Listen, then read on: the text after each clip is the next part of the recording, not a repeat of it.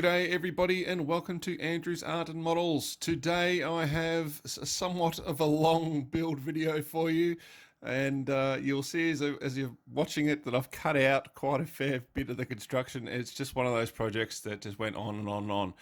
So it is the Meng King Tiger or Tiger 2 with the Henschel turret, or the so-called Henschel turret. And it has the Zimmerit decals on it. It gets a winter whitewash, and it was a heck of a build.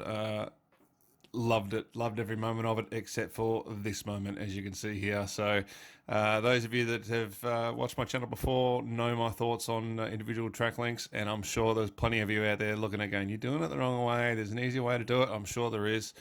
They're just it's just me with these things, so just do it the hardest way I possibly can. But that said, they actually went on pretty well. I couldn't fault it, and you will see that Meng gives you a lovely little jig for the top one, so you can get the right amount of sag and everything on them when you put them on. So it was a relatively simple process. It's just time consuming, as one would expect. Here is the jig that we were talking about. Now, you might notice throughout this video I don't play much, if any, music at all. It's pretty much going to be me talking you through the build, and that's just because so much happens so quickly, because I've cut it down so much that I just wanted to get in there and just talk my way through it, and give you the pleasure of listening to me speak. Oh, you poor things. Yeah, I know, that was a terrible joke. All right, so moving on.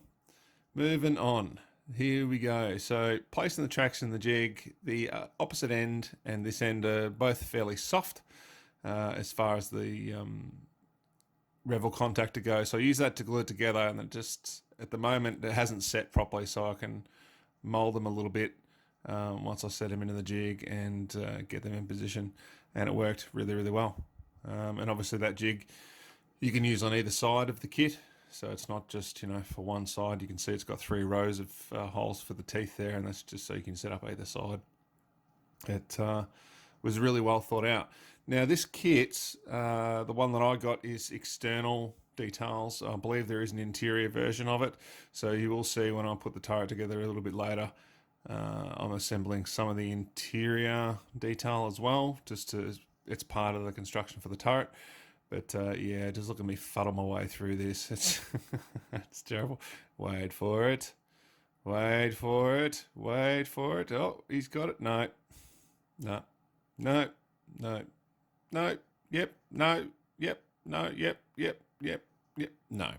Just, it's just how I work with these things. What? Sponge? I should have used a bit of sponge? Yeah, that would have been common sense. It's not how I roll. Sorry. It just doesn't work that way. But yeah, anyway, moving on. Once they were in position and they were dry, they were actually fairly easy to remove. So I took them off for the painting process, just so I could get in there, and also for the weathering as well. So we're going to do a little bit of light mudding on this tank. So the only real mistake I made during the construction was with the rear deck there, the back of the hull. So I put details on there. I really should have left them off. I don't know what I was thinking, because I managed to do it with the rest of the tank, but they get in the way when you go to put the decals on later. So just bear that in mind. Don't get too carried away with the construction. Give yourself a bit of time, and just get the major components done first, like that you need, so the major assembly, so you can still use the decals if you're going to put them on. Right, so here we go, still going through the rest of the construction there.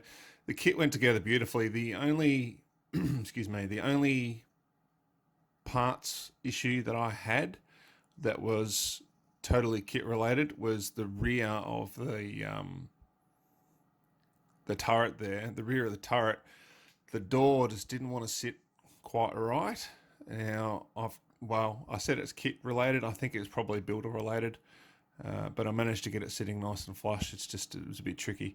Now, this is what I was saying before with some of the internal details.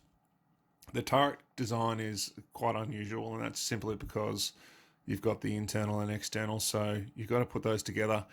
There's no real locating pins or anything like that. You don't really need them, but just make sure, like you would have seen how much glue I put on the inside there. I really wanted to make sure that I got it down and it wasn't going to go anywhere. And use my handy little lime green clamps again. God, they're awful, aren't they? But they work well. So it's also, it was an interesting mix too with the different colours of the sprues. You know, you got the red sprues, then you got the tan colour sprues. It was kind of weird to the eye, but it was actually, yeah, it was strangely interesting to be building a model and seeing these different colours all together. Top turret roof, since it's not going to be an internal model, I'll just whack some extra glue in there just to make sure it doesn't move anywhere. This model is going to be shipped after all. And here we have the decal sheet. The decal sheet is very nicely printed. The decals are obviously very thick because they need to be to give you the raised detail for the Zimmerit. But that said, they're nicely done. They go together very well for the most part. Well, go together. They go onto the model very well for the most part. So if you look at it, it's really, most of it is just big slabs of decal sheet. So, and you just attach them on. They're easy enough to do. It's nice warm water just to soak them and give them. I had to give them a bit longer than you would your regular decals. It's just because they're so thick. And but we'll just watch how it goes on here very, very easily. Done. Look at that. And just position it. Now you'll see me trying a normal decal trick and just touching on that actually. My pronunciation is a little bit odd. I apologise. I get people saying Decals.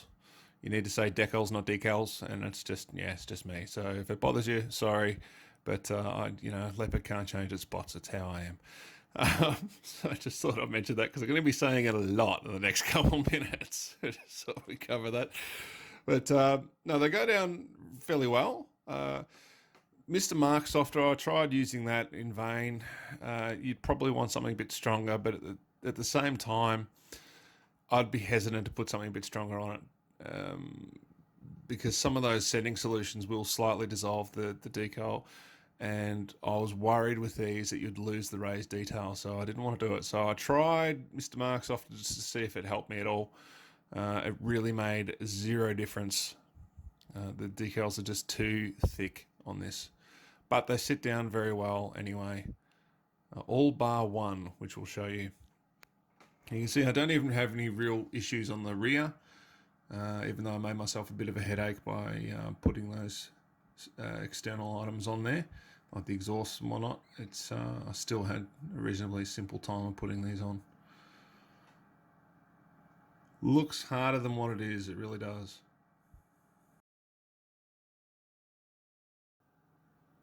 So really not all that hard to get in position. So you can see, it's not too bad.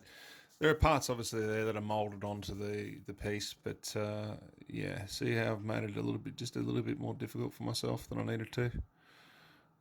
But I still managed to get it on. That's not a problem. Not a problem.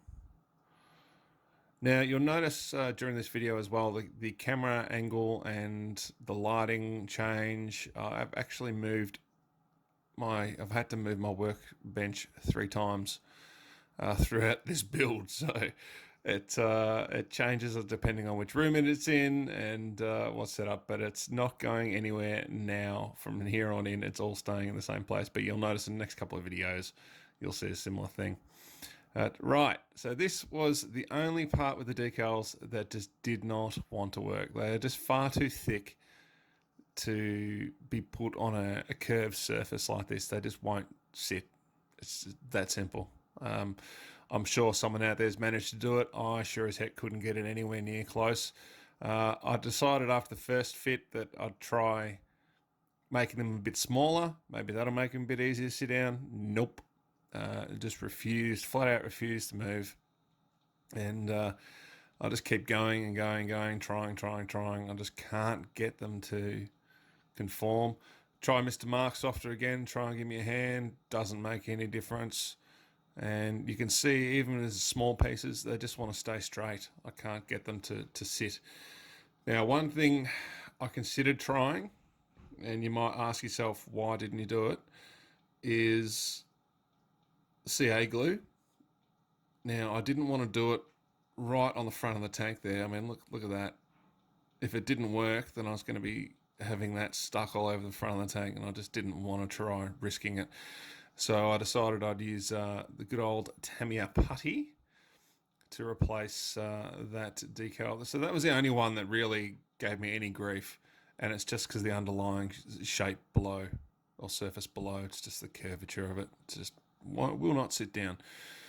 So I did it with a bit of putty and a motor tool. It's not my best work, but it certainly came up. But it gave me a heads up for the hinges on the rear of the turret here. So these are curved once again, and I removed the pieces from their backing, and you'll watch me roll them on, and it actually worked a treat. Now be warned, if you do this, as soon as that decal hits that CA, it's gonna set. So as soon as it hits it, bang, it sets, and you'll have trouble getting it off if you need to remove it. So just bear that in mind if you're going to try this. It's sort of one shot bargain, but I got it to conform around those edges reasonably well. That's more of a cylindrical shape than the dome we were trying earlier, so it's a bit of an easier shape to work with. But yes. And if the little edges stick up a little bit at all, that's not a big deal. You can just apply a little bit of glue underneath the edge and press it down, and it'll hold.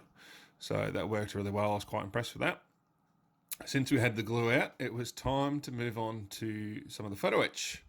So you get quite a surprising amount of photo etch sets for this. You've got the 6 on the back of the tank there, and you get a couple of extras that are like additional grills that go over them, and you'll see them later in the build attached.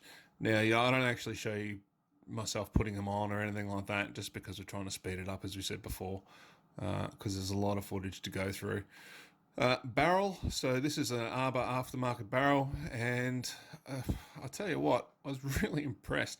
I haven't done too many aftermarket barrels. I normally just use the kit barrels, and so this is one of the few that I've done, and I'd have to tell you the engineering on it was just fantastic. It was absolutely amazing. How they machine a piece so small to be so accurate, I have no idea how they managed to do it. It is beyond me, but it went together really well, and yeah, it's really made a difference to the kit. Really liked it. Really, you can see just how fiddly it is there. Yep, but even though, and that's threaded, that just screws in beautifully. Love it. So it, yeah, it was a dream to build. That it really was, and it sits together nicely. Moving on to the side skirts. So we've got the side skirts here. Now, where I'm drawing at the moment, I ended up changing. I decided not to do it, but I'm basically just drawing the parts that I'm going to remove from the side skirts. We're going to get them a little bit beaten up and remove some of them, which is not uncommon. And so I'm just marking out what I'm going to do there so it can help me visualize it, and cutting it with the sprue cutters. Now, when you do this, just make sure you give yourself plenty of room from the part you want to save. So don't cut right up next to it, because the plastic will bend when you cut it with the cutters, and you'll end up damaging the part that you want to keep. So just give yourself plenty of room. And kids at home, do not do this. See what I'm doing? See how I'm cutting towards my thumb? Bad move. I think just about every modeler out there will say to you, sooner or later, you slice your thumb. Yeah, don't do it. So if anyone's watching here that's under the age of 18, do not do that. Anyone over the age of 18, well, you do so at your own risk. What can I say? So we sand down a little higher edge. So the, I'll say fenders for lack of a better term, they have like a raised edge on one side of the different joints. So I had to remove it on that side, and on another one I replace it completely just to make it all nice and even and give it a bit of overhang. And that was easy enough done. There you go. Styrene strip. Love this stuff. Honestly, don't know what I did before this stuff. I don't know how I actually managed to model before this stuff came out. But you can see me there, just using a bit of glue, just a bit of Revel contactor, and that will stick over the edge there and just give me that little bit of overhang as if that was originally on the piece. And dimension-wise, it's virtually identical to the dimensions of the ones that are already on the fenders, so it's perfect. Even if I do say so myself. Ah, oh, look at the expert camera work there. Right, so here we go. Yeah, back to the little bit of styrene strip. And just because it's not a regular shape, we're going to clamp it down just to make sure it sits properly, forms properly and sets properly. Now you see there, I'm just adding the external details, and some of the Zimmerit, I actually chipped it off. So you probably notice me picking at it a little bit earlier. I chipped off some of the edges because, you know, obviously in real life it chipped, and I wanted to have that look, and it worked really well once again. So you just got to be careful not to peel off too much, but yeah, easy enough done.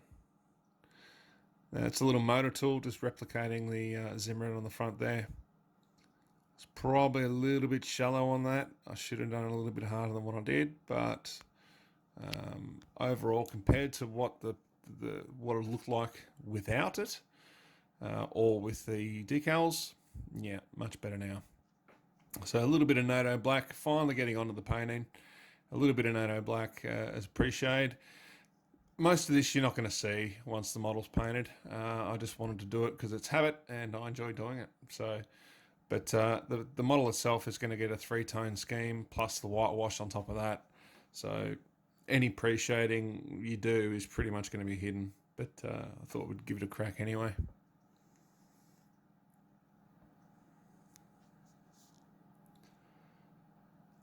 There you go, nice and relaxing. So I've taken the front of the nozzle off the airbrush just to help me get a little bit closer to the model, but I'm not overly worried about accuracy. It's just more of a bit of a fun exercise, to be honest. Accuracy is not hugely important at this point.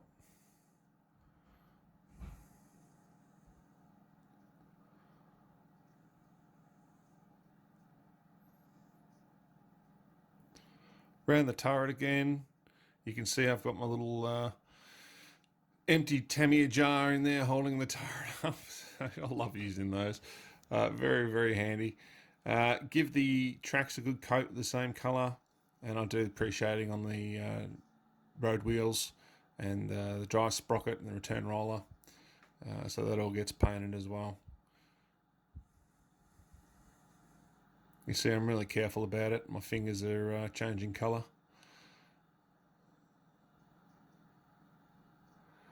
That's all right. It's only acrylic paint. And there we go. Pre-shaded. Yeah, it was more fun than anything else. Okie dokie. So getting to the first colour coat. So we've got the Model Air Dark Yellow 7125. I basically paint the entire tank in this colour first. It's just a little bit too dark for me, to be honest. Also, it's a late war vehicle, and people typically make their paint schemes less pronounced or in lighter shades. So it's really the wrong colour for the whole vehicle, but we'll correct that. We're just going around the vehicle now, just getting nice coverage on the areas that we need it. Right. So here we go with our correction. So on this we use the AK Interactive RAL Dunkelgelb and RAL Dunkelgelb, and that really made a huge difference to the tank. So I'm going to use this process again on other vehicles that I build. I'll do the same thing. So the dark yellow with the lighter yellow over the top of it, it just helps bring out the shadows and gives the model a bit more visual interest, modulation wise, and it looks good. Really, really liked how that came out. Now I've used this technique before. I didn't do it intentionally this time, to be honest. It was just my go-to color, and I went, oh yeah, hang on, that's too dark. But it worked really well, I think, with the shading.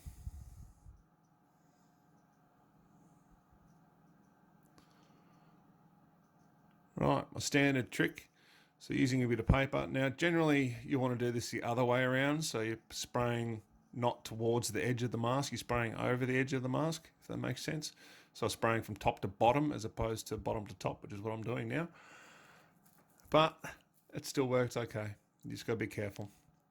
Now this part was, what's a nice way of putting it? A bit of a nightmare, a bit of a headache. We had lots and lots and lots of masking to do. So I've got a few tanks to build, and this one was the most complex of them all, just for the paint scheme, really. We mask it off the yellow, so we're going to mask off the yellow so we can paint the green, which is a NATO green, a Tamiya NATO green, and we paint all that on the vehicle, and then we mask it off again to do the German brown and the red brown, and phew, wow, it was just a process. But imagine trying to do, I mean, this is all hard edge masks, so it needed to be done, but imagine trying to do it with tape or something like that. You'd go batty, you wouldn't be able to do it. And you can see there in that picture the extra grills I was talking about. They're just on the back of the engine deck there, just to the left of the circular grills, and they go over the top of the other ones. And yeah, no, it was all good. So I don't mind a bit of the base coat showing through the green coat. It just adds to the effect of the tank, the effect of the paint scheme. Obviously, areas where it's clear that the only reason why there's a shadow there is because of the angle that I've come in with the airbrush. Obviously, areas like that I fix. But you'll notice I try to come at the model from lots of different angles, and basically I base those angles on where the mask is. So I want to get right up to that edge of the mask, or angle the paint towards that edge of the mask. And you see I'm doing the same thing here. And I'll turn it around eventually and have a go at the other side just a little bit. And that helps you get a nice straight edge. So even if you haven't pushed the blue tack down in this case, or whether you're using your tank putty or your tank mask or whatever it is, other products that are out there, if you come at the edge and spray towards the edge, any overhang you have will be less pronounced. So you're not going to end up with a hard edge with a little like sploshy bit in the middle of it, where you haven't sprayed up to the edge properly and it's sort of done a soft edge effect and then gone back to hard edge. You'll notice with the hatch, I paint it green and then I paint it brown, and that's just because I'm painting the brown over the green and I want it to have the same shade as the rest of the tank. So I've left the hatches so they're removable.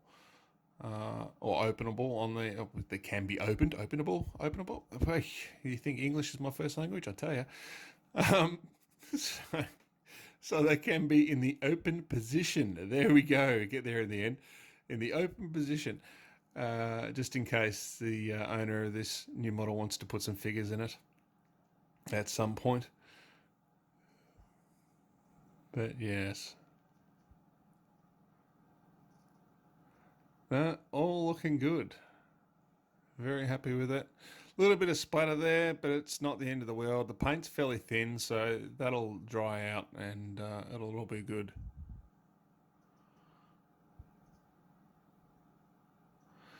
All right, so coming back in now, we have, this is the Model Air German Red Brown. So it's a slightly different color. Once again, slightly different color to the Tamiya one that we used. It's got this makes more sense, a little bit more red in it than brown. And that just helps us modulate the finish as well. And I like it better, just looks nicer. So removing all the blue tack. Surprisingly, didn't have too many issues with this. I thought I was going to be losing parts off the model left, right and centre, but I lost one or two and a few little bits and pieces came loose and they were easily fixed. Really the hardest part will come up and you'll see that in a minute. Spoiler alert, you'll see that in a minute what happens, but yeah, for the most part it was pretty easy. Obviously the paint, so like the green and the yellow and everything, they all got clear coats between. So one thing you want to do is, if you're going to try this method, try to clear coat the model before you put each coat on. Well, at least I try anyway, and that helps me protect it from scratches. So you'll see I'm a bit rough on how I remove it. Now, if I hadn't put a clear coat down between coats, chances are I'd probably end up pulling up paint, or if I go to use a tool to help me remove it, I would end up scratching the paint and getting scratches where I don't want them. I may not necessarily want them. So it's always good to protect the paint. And you see it comes off. It's a little bit fiddly, but we're getting there.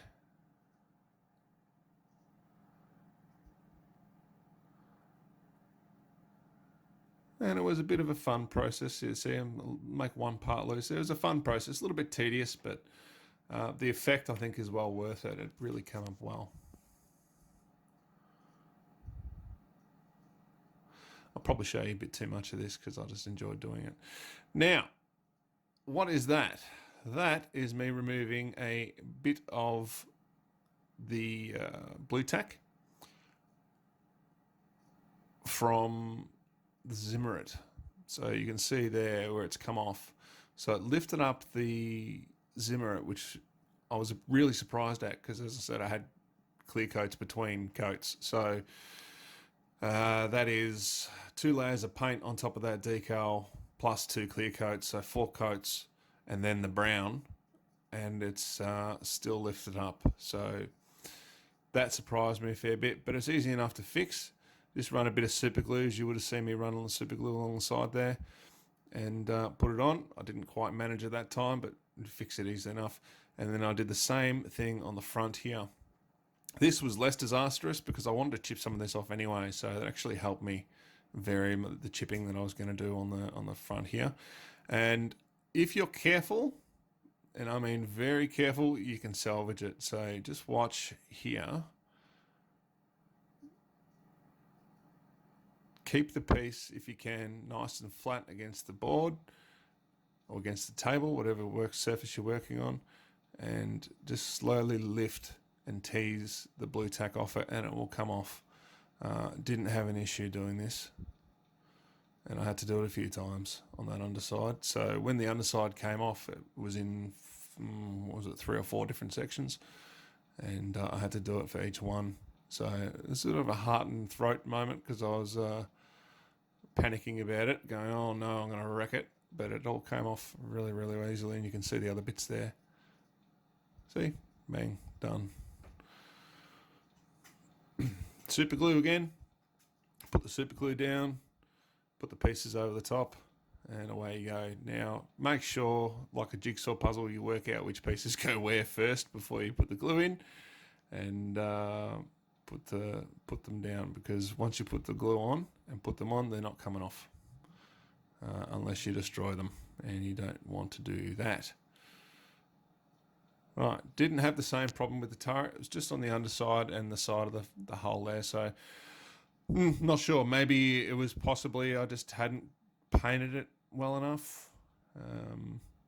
But yeah, that's life, isn't it? That's the joy of modelling. No, these things happen. What can you do? And there we go. I love it. I reckon that came up really, really well. And yeah, now to do the spots. So doing the spots, I just use the same paints as I used before. Instead of using the Tamiya red brown, I use the Model Air German red brown for the red spots. But other than that, it's the same paint mix essentially.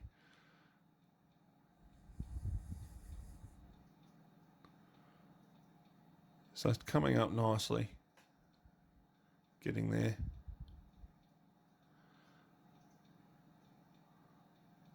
Once again, a bit of fun. Don't have to be too precise about how they go. Remember, these were often applied by a brush as well, so they weren't always airbrushed on the vehicles, and so don't stress too much about how uniform they are and all that sort of nonsense. You don't really need to. You see how close to the model I'm working there. I've got very, very thin paint, very, very low pressure, and just trying to get a light dusting of paint onto that tank. Now, don't ask me exactly what PSI I was using. I have no idea. I basically thin the paint to where I think it's good enough, and then I'll adjust my PSI to match. So that's just how I work. And you can see it doesn't always work. I made a little bit of an error there, but that's easily fixed.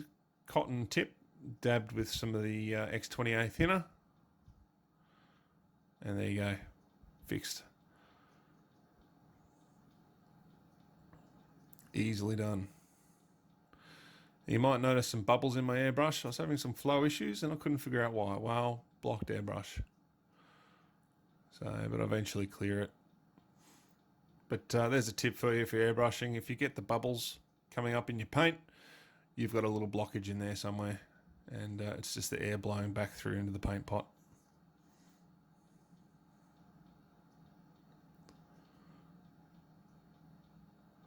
You can see the red-brown there really stands out against the Tamiya brown with the red-brown over the top of it.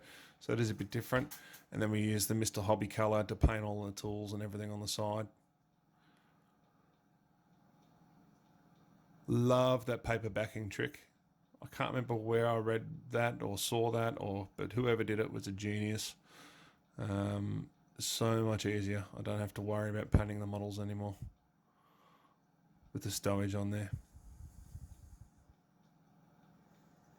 Now, don't go to too much detail on all the tools and everything because most of them are going to get the whitewash treatment anyway.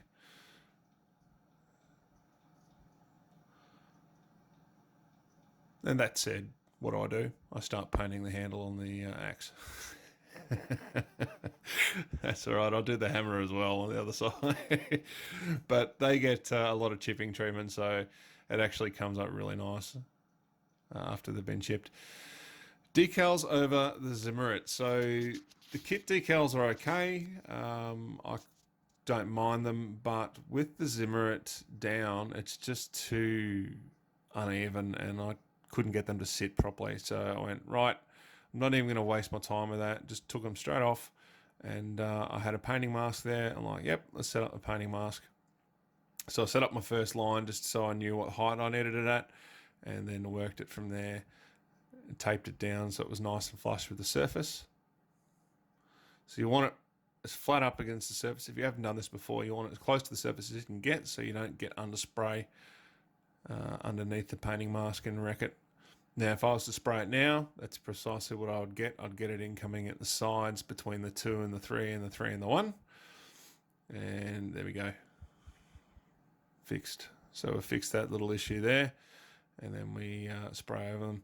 Now, if you carefully remove this as a single piece, you can just whack it straight on the other side and spray a template on the other side so it's exactly the same. There's a Tamiya yellow.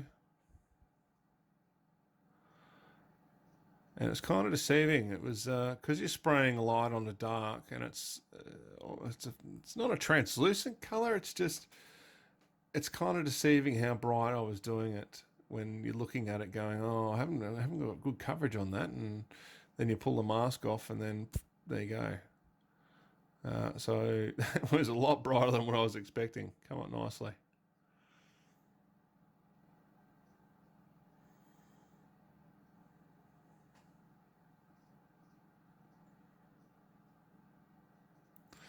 All right, so I've given the model, believe it or not, 3 coats of hairspray. And I say believe it or not because I just had a lot of trouble reactivating the hairspray. Now, whether you use chipping fluid or hairspray, totally up to you. I've used both. Normally I prefer hairspray, but this was reminiscent of my last chipping fluid attempts. It just would not lift. So lots of soaking, lots of scrubbing, and you see me changing brushes. Like I start off with a light brush. Don't go heavy straight away if you haven't done this effect before. Start off with a light brush and slowly work up the pressure underneath the brush against the paint to start the chipping. So there's 2 reasons why you do that. One, because the water might not have had time to seep through the white paint to the hairspray underneath and get it activated, get it working. To chip the paint, and 2 is you don't want to come in really heavily and go whack and then remove a whole heap of white paint off the surface of the model. So you see I start off with a smaller brush, a bit softer, and really trying to give it a bit of time to soak in and everything, and it's just not playing ball. So I had this soaking for a little while, like as in I wet down the surface for a little while. Then I go, right, I'm gonna cover a larger area, soak it even more to get that going. So I'm not wasting time waiting for that to activate. And it just was really fighting me. It's not too bad in some spots, and then other areas it's just like, nope, not going to happen.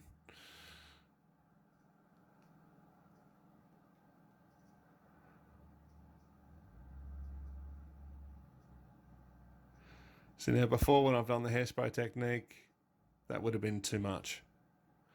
Right, bigger brush, heavier bristles. Try again.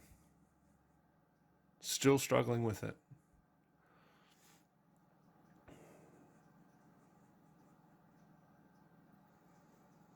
Now I actually got the model to a point where I was happy with the amount of chipping that was on there and I actually liked the effect. And I was instructed to, what's the way of putting it? I was instructed to go a bit heavier with the chipping effect, and I was really uncomfortable with doing it, and I'm really glad that I was instructed to do it because it came up really, really nice.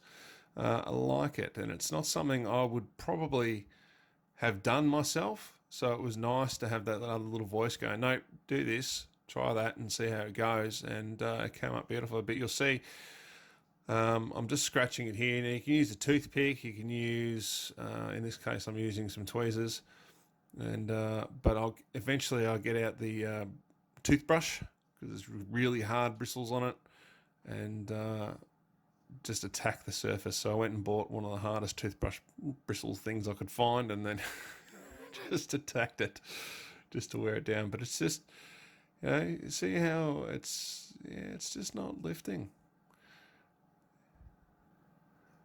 Now that was really, really scary. I know how that sounds, but I sprayed over that because I thought, oh, I'll be clever and I'll spray over this bit and then wear it back, and then we'll go. And I'm looking at it going, it's not coming off. It's not coming off. It's not coming off. What have I done? It's not coming off. I can't see the numbers. But lots of soaking, and I mean lots of soaking. Like, keep working at it. I didn't want to damage the underlying detail, so I really had to be careful. And just getting into those nooks and crannies there in the Zimmerit with the toothpick, and you'll see how that comes up. It's, eventually it starts to come back and start working for me, which was nice. So yeah, a little bit of a worry moment.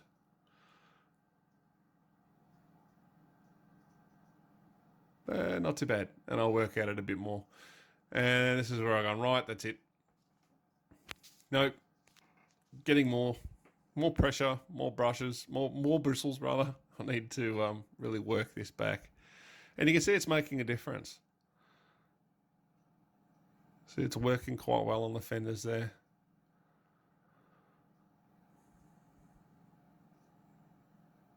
Now the fenders, to be honest, the fenders are normally an area where a lot of modelers tend to overdo this effect because for some reason you get the hairspray pooling there.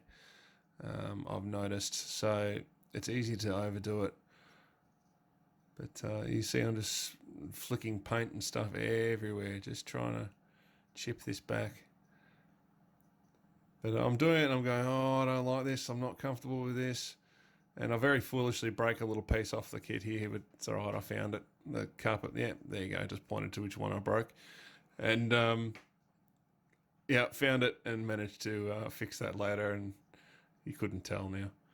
Now, as I was saying, with the chipping on the lower side of the hull, I've got some breaks in it there, and I'm going to use the red hull from Tamiya. So it was Hull Red from Model Air. Ugh, get it right.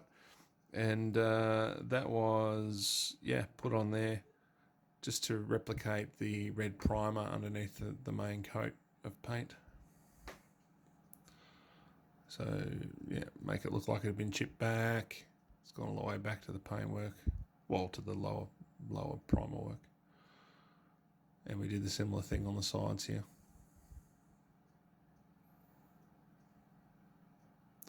Sponge treatment. same deal. Engine deck areas. Ended up putting some, which you don't see in the video unfortunately, but ended up putting some stains there using MIG, the MIG treatments, the fuel stains from them, and they actually come up quite nice. First try with that.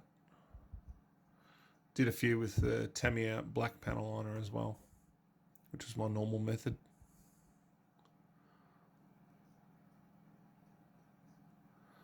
There's something oddly relaxing about doing the chipping on the paintwork.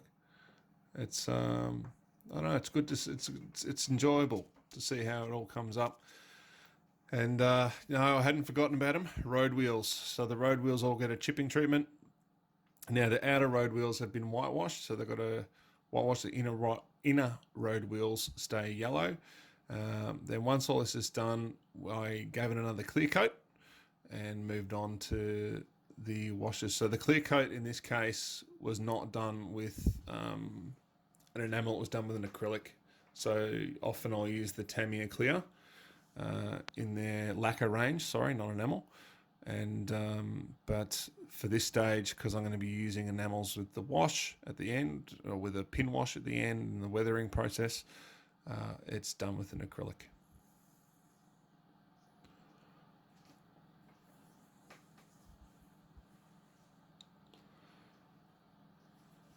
And there's that little hammer I was talking about earlier. I reckon that's come up a treat. So just a simple deck tan paint on that, and then it gets whitewashed and then chipped back, and I think it makes a huge difference to the overall effect at the end. You don't have to go to too much detail on it, and a little bit of a wash over the top with the brown Tamiya panel liner, and it's all good. And I use that on the engine deck to pick out the details. I didn't want to use the black all over the model, so the black Tamiya panel liner versus the white paint, it's just too high a contrast, and it's going to look silly, to be honest, in my opinion. I'm sure there are people out there that have got it to work and it looks awesome, but for my skill level, I went, nope, it's not going to look very nice at all, so I didn't do it, except for on the little hinges, and as I said, I made some oil stains and things on the back deck as well. But yeah, otherwise, I just went around with the brown, did a pin wash. So if you're not sure what that means, just pick out little details with the enamel panel liner. You don't wash the whole vehicle in it, because we've worked so hard to get this white effect going. I don't want to turn it brown. I don't want to turn it yellow. I don't want to turn it green or any other washes that you might use over the top of it. It's just wasted the point.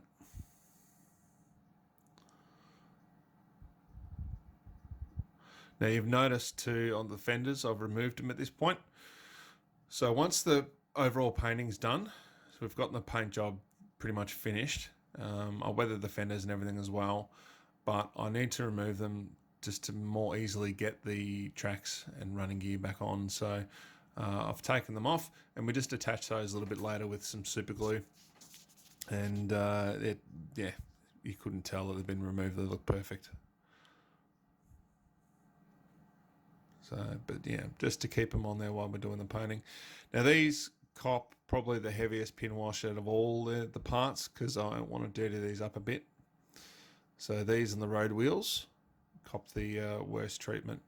But if you can see there, that's the two dry sprockets. The one on the left's been treated, the one on the right has not. And that's just with that pin wash with the Tamiya brown. And it makes a huge difference, just a tiny little thing. So if you haven't tried something like this before, it doesn't matter if you use Tamiya or you use whatever product you want to use, you make up your own.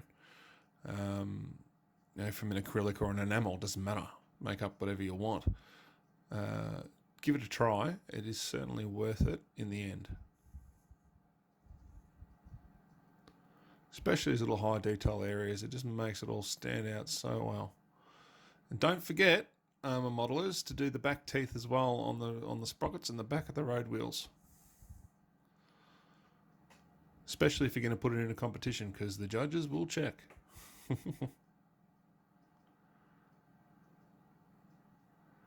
Now that looks a bit heavy at the moment, but when it dries, it lightens up a bit. good. Right, my first mud treatment. So this is all using pigments. You've seen that side there, and I'm going to show you how I do it on this side. So I wet the surface a little bit with the pigment fixer from Meng, and then I use a mix of different pigments on there. So I should have it written down here, let me just check. Meng pigment fixer, as it was said. So Meng pigment winter soil and city dark dust, along with burnt umber from Vallejo rather. So I mix those just sort of randomly and put them on, and you can see how dark it goes when I put the pigment fixer on there and just running that down onto the higher parts. So I'll put the pigment fixer on there to give it a base, and then on the parts that are raised I'll put more on like this and just give it a bit of a soak afterwards and make sure that nothing comes off. Now it goes, as I say, it goes dark when you're doing that, but it soon dries out and goes back to the normal colours.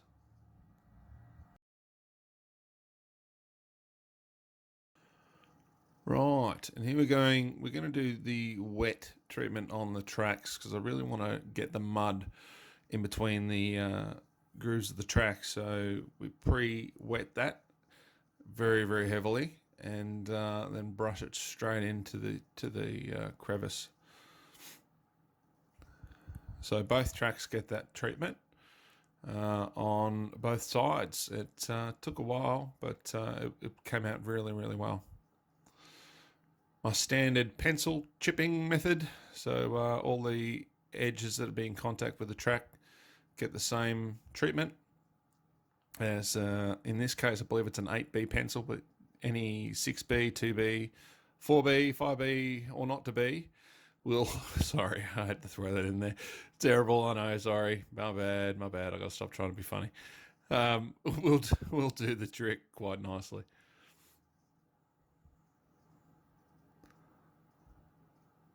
And it's time consuming and it makes a bit of a mess, but yeah, no, comes up well. Now you can see there the mud on the hull has dried, and the wheels are still a little bit wet, but they're going on now, and I love the effect that it's given me on this. I really do. I'm not usually one for heavily weathering models, and that's why this was such a fun little experiment for me, but it came up really well. Had a bit of trouble getting the tracks and everything back on, which is to be expected, and they go back on now. And then we have the super glue to put on the skirts, and we're done. And just hold those in place with a little bit of blue tack. Make sure they don't shift.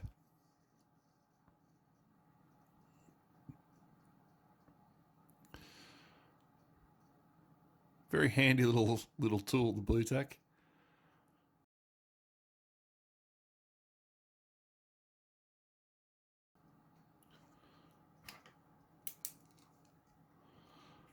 All right, just putting on the little details now. And just finishing off the painting. So this is with the dark iron. Again, that is the, metal black, not dark iron, from Mr. Hobby. Just covering up the rest of the parts. And then on this, we're using the Model Air German Red brand again. And then using a Tamiya weathering set, I use the caramel and just dust that on there, and it gives you the heat affected effect. I'll then put on some black pastel as well for exhaust stains, things like that, and yeah, we're done on those.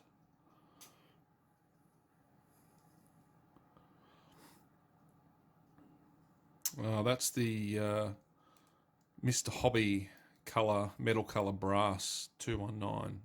Love it. Really looks good, especially when you put a black wash over the top of it and just to highlight all those little details. It looks nice. And there we have it, the completed model. So I know I normally do music and everything, and I'm sorry there's no music this time, but there's just so much to cover. I wanted to get it through as much as we possibly could. And hopefully you enjoyed the video. Hopefully you like the model. I highly recommend this one. If you haven't built one, definitely build one. It is a bit more of an in-depth build, but it's certainly a lot of fun. I won't be doing one again in a hurry, but I love how this one came out. I think it's come up trumps. So let me know what your thoughts are in the comments below. Sorry for my absence. I am back again. So we've got more videos coming. And thank you so very, very much for watching. We'll see you again soon.